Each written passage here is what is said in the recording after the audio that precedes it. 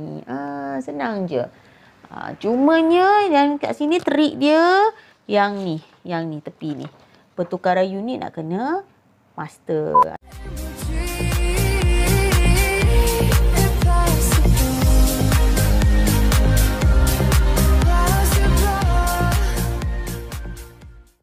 Baiklah, ini adalah soalan yang melibatkan laju tetapi dia nak kita ada buat pertukaran unit sikit.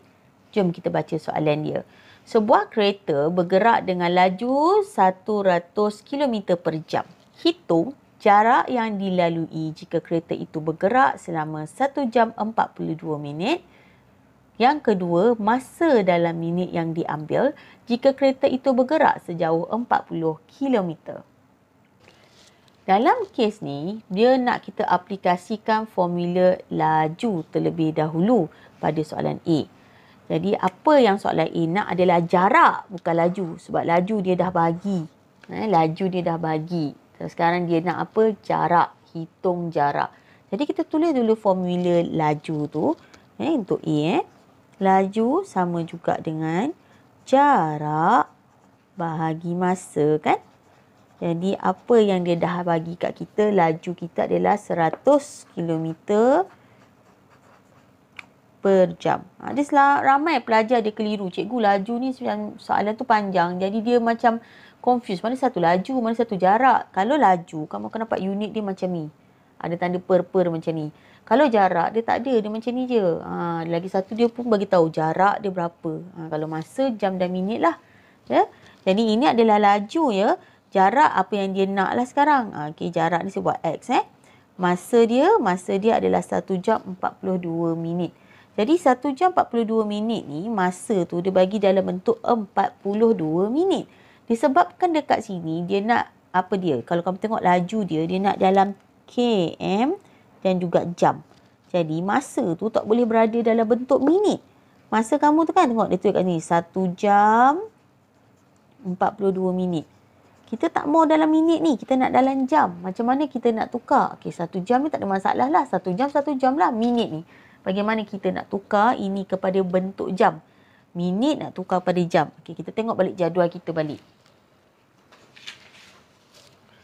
Yang tadi tu, minit nak tukar kena pada jam, kena bahagi dengan 60. Okey, jomlah kita bahagi. Nak bahagi 60 yang mana? 1 jam ni tak payahlah nak bahagikan. Yang nak bahagikan 60 yang ini.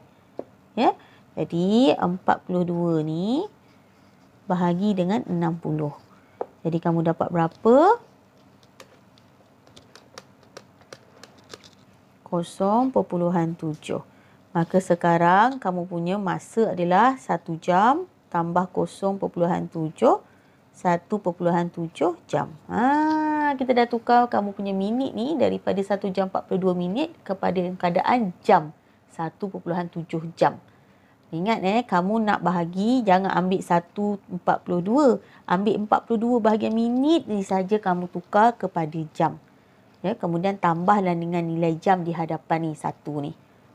Kemudian, okey, masa kita tulis kat sini 1.7 jam.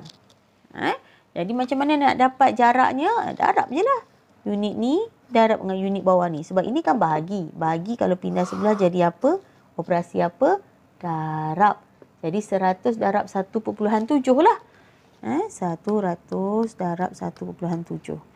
170. 170 km. Jadi kita dapatlah X kita, jarak kita sama juga dengan 170 km. Boleh? Jom kita tengok soalan yang kedua. Soalan yang kedua ni tak muat tulis kat sini. Tak apa, kita baca balik soalan dia tu. Masa dalam minit yang diambil jika kereta itu bergerak sejauh 40 km per jam. Soalan yang kedua adalah kita tengok balik soalan dia. Masa dalam minit yang diambil jika kereta itu bergerak 40 km. Jadi dia suruh kita ulang balik lah. Jalan kerja yang sama. Sebab tapi kali ni dia nak masa. Masa.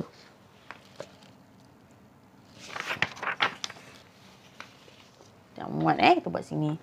Masa kita tulis balik, B tu laju sama juga dengan jarak bahagi masa. Jadi jaraknya berapa? Dia kata jaraknya, jadi dia kata kat kita kalau ikut soalan ni 40 kilometer. Jadi 40 kilometer kita ambil ni sebagai jaraknya.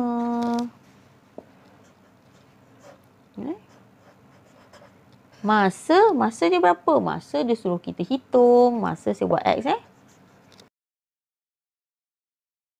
Kemudian lajunya pula adalah berapa laju dia tadi? Ni kat atas ni. 100 km per jam.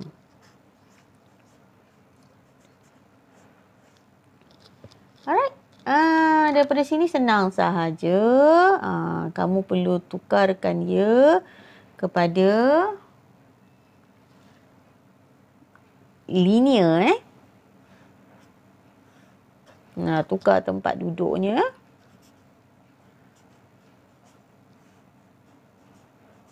Ya, 40 bahagi 100 kita dapat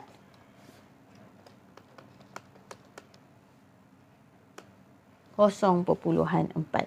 0.4 ni ialah jam tau. Sebab kamu tengok ni, dia punya laju ni dalam bentuk J dalam bentuk J kilometer. Ni jarak kamu kilometer. Ni. Tapi X kamu ni sepatutnya jam lah. Sebab sini nampak ni unit dia jam. Jadi soalan dia kalau tengok tadi dia kata masa dalam minit. Dalam minit. Jadi kita kena tukar jam kepada minit. Jam kepada minit macam mana? Tengok balik jadual tadi. Jam kepada minit.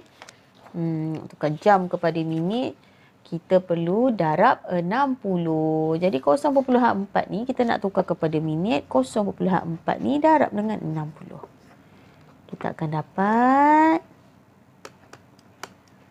24 minit.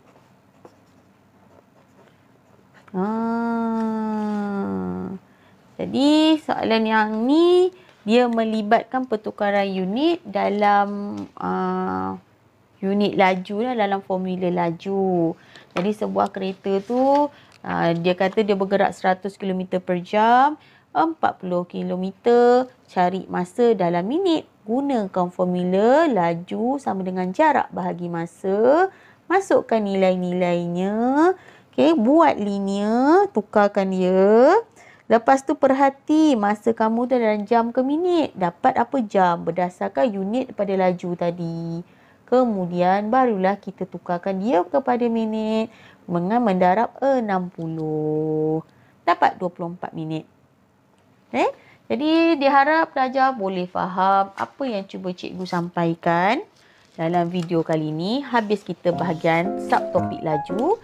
Nantikan video seterusnya. Cikgu akan masuk berkenaan dengan pecutan, formula bagi pecutan dan pertukaran unit bagi pecutan. Jumpa lagi. Bye-bye.